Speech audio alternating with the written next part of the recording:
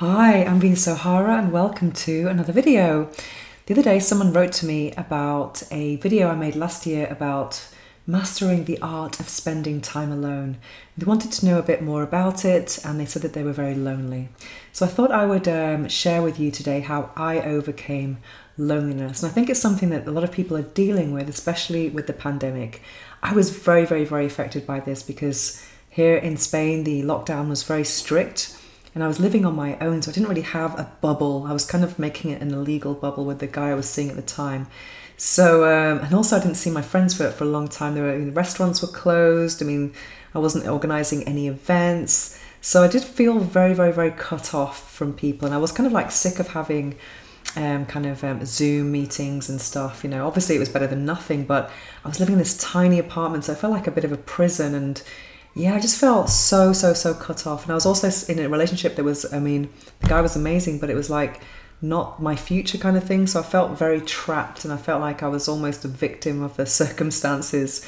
Just trying to make the most of them. But basically after the pandemic ended, I mean, I decided to get very active with my social life. Remember last year, it felt like things were picking up very slowly. And I started to organise a lot of meetups on the app meetup.com with a vegan group that I'm one of the organisers of. And some weekends, I think I only had one social engagement per weekend, and I really looked forward to it. And then, like very gradually, I started to meet up with friends that I hadn't seen for a long time. I joined some other meetups. And then when I went from one social engagement in a weekend to two, I was like, why? So happy. Because I think it's good to spend time on your own. It's good to be happy with your own company. I do think that we are social beings. We need other people. You can't just spend your time with any old person, though. It has to be someone who's adding value to your life. I remember actually I went to a book club last year for the first time. I remember it was a day, I'd been really looking forward to it, and it was raining, and I walked all the way down to where it was going to be, and I was standing under a tree, and then just 10 minutes before it was supposed to start, it was kind of cancelled because of the rain, and I was like, no! And then I just like went home and ordered some vegan sushi and spent the whole day alone. So I found myself spending a lot of time alone when I didn't really want to. So very gradually I started to go to more meetups and go to meet up with books, the vegan group. And recently I started my own meetup, which is an incredible tip I would give to you. A lot of people who create groups, it's because they are responding to a personal need. And this personal need is something that you might not be the only one experiencing. For example, I started a new group called Conscious Connections, Barcelona Conscious Connections.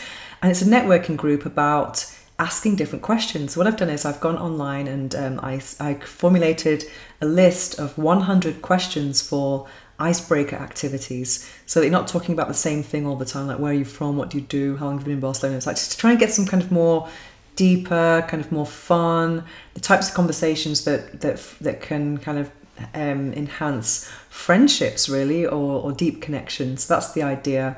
And even with people you know, you can find out different things. Now, I've had 3 events so far, and it's gone so well. People are actually very happy with it, and I've actually accumulated 300 members in 3 weeks. So that just shows the need of connection, and not just any type of connection, but a quality connection.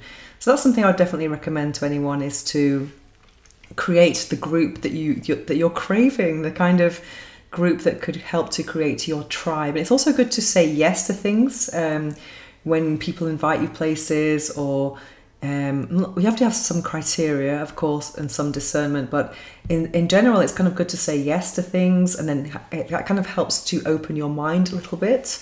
And I do believe that actually last year I was trying to manifest something. I was really working on something like a family of friends, and that's something that I feel is really beautiful right now. I feel like I've really made some quality friendships that started from the meetups, and now they have evolved to a point where I'm actually meeting them outside meetups. So I have weekends, and my week is also kind of almost every day I'm meeting up with someone. So I don't really feel lonely anymore. If anything, I need to kind of like step back and have some time alone after I've been with people.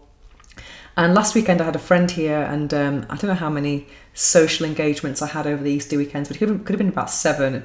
So I'm really happy that I've gone from a space of like being alone a lot to actually having now a very fun, very healthy social life. It doesn't revolve around alcohol or any self-destruction. And I'm with like-minded people, having quality conversations, making quality connections, and that's exactly what I would recommend. What's missing from my life now is maybe some nature. I think I need to kind of maybe organize some trips in nature, or maybe join a hiking group or something like that, to actually have some more options and hug some trees and just do some grounding with my bare feet.